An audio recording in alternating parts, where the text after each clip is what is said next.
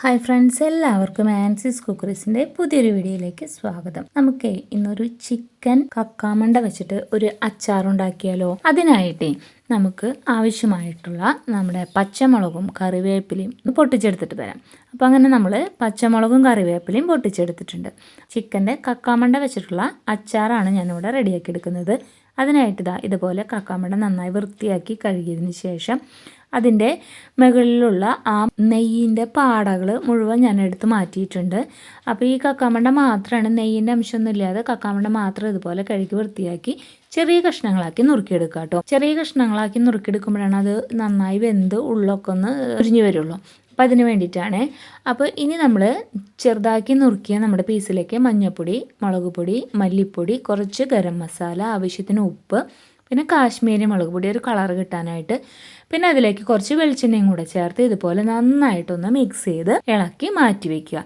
ഒരു 10-15 മിനിറ്റ് ഇത് ഇളക്കി ഒന്ന് മാറ്റി വെച്ചാൽ നല്ലതാണ് കേട്ടോ. അപ്പോൾ അതിലേക്ക് നന്നായിട്ട് ഉപ്പും മുളകൊക്കെ പിടിച്ച് വരാനായിട്ട് സാധിക്കും. ഇനി നമ്മൾ ഇതൊരു കുക്കറിൽ അടുപ്പത്ത് വെച്ച് കുറച്ച് വെള്ളം ഒഴിച്ച്, കുറച്ച് വെള്ളം മതി, അധികം വെള്ളം വേണ്ട. ഇത് വെന്ത് വരുമ്പോൾ തന്നെ കുറച്ചും കൂടെ വെള്ളം കൂടുതലായിട്ട് ഉണ്ടാവും.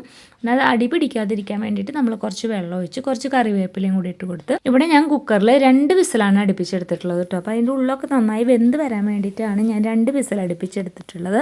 ഇപ്പം നമ്മുടെ ചിക്കൻ പാർട്സായ നമ്മുടെ കക്കാമണ്ടയൊക്കെ നന്നായിട്ട് വെന്ത് വന്നിട്ടുണ്ട്. ഇനി ഈ വെള്ളം ഇപ്പോൾ കണ്ട വെള്ളം നന്നായിട്ട് ഉണ്ട് ഇതിൽ.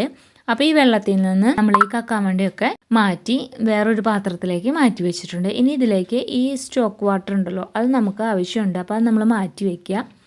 ഇനി അച്ചാറിടാനായിട്ട് നമുക്ക് കായം ആവശ്യമാണ്. ഞാനിവിടെ കട്ടിക്കായാണ് എടുത്തിട്ടുള്ളത്. കട്ടിക്കായം നന്നായിട്ട് വെളിച്ചെണ്ണ ഒഴിച്ച് വറുത്തെടുത്തിട്ടുള്ളതാണ്. പിന്നെ അതിലേക്ക് 1 ടേബിൾ സ്പൂൺ കടുകും ഒരു 1/2 ടേബിൾ സ്പൂണോളം ഉലുവയും കൂടെ ചേർത്ത് ഇത് നമ്മുടെ മിക്സിയുടെ ചെറിയ ജാറിലൊന്ന് നന്നായിട്ടൊന്ന് ക്രഷ് ചെയ്തെടുക്കാം. നന്നായിട്ട് പൊടി പോലെ ആവണമെന്നില്ല, ഇതുപോലെ ഒരു ചെറിയ തരിതരിയോടുകൂടി നമുക്ക് പൊടിച്ച് മാറ്റി വയ്ക്കാം. ഇനി നമുക്ക് ഒരു പാൻ അടുപ്പത്ത് വെച്ച് അതിലേക്ക് വെളിച്ചെണ്ണ ഒഴിച്ച്, വെളിച്ചെണ്ണ നന്നായി ചൂടായി വരുമ്പോൾ നമ്മൾ നേരത്തെ വേവിച്ച് മാറ്റി വെച്ചിട്ടുള്ള നമ്മുടെ കക്കാമണ്ട ഉണ്ടല്ലോ, അത് ഈ പാനിലേക്ക് ഇട്ട് നന്നായിട്ടൊന്ന് വറുത്തെടുക്കാം. ഇത് പെട്ടെന്ന് തന്നെ മുരിഞ്ഞു വരും.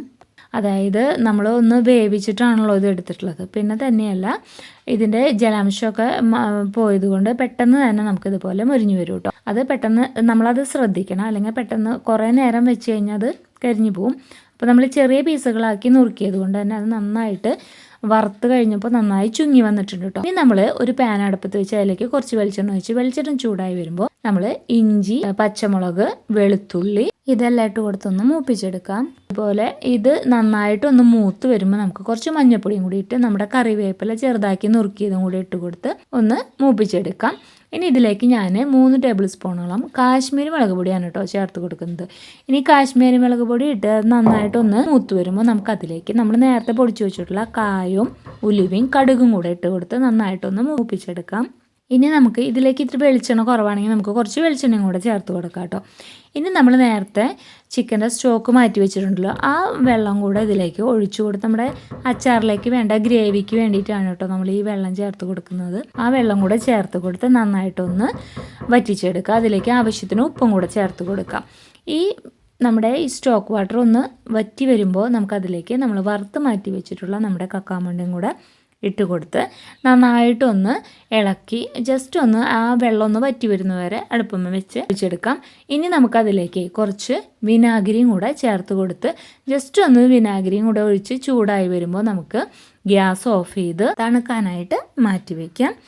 അപ്പോൾ ഇതൊന്ന് തണുത്ത് വരുമ്പോഴേക്കും നമ്മുടെ ഗ്രേവിയുടെ വെള്ളമൊക്കെ നന്നായിട്ട് വറ്റി ആ പീസുകളിലേക്കൊക്കെ നന്നായിട്ട് വെള്ളം വലിച്ചെടുത്തതാ ഈ ഒരു പരുവത്തിനായി കിട്ടും.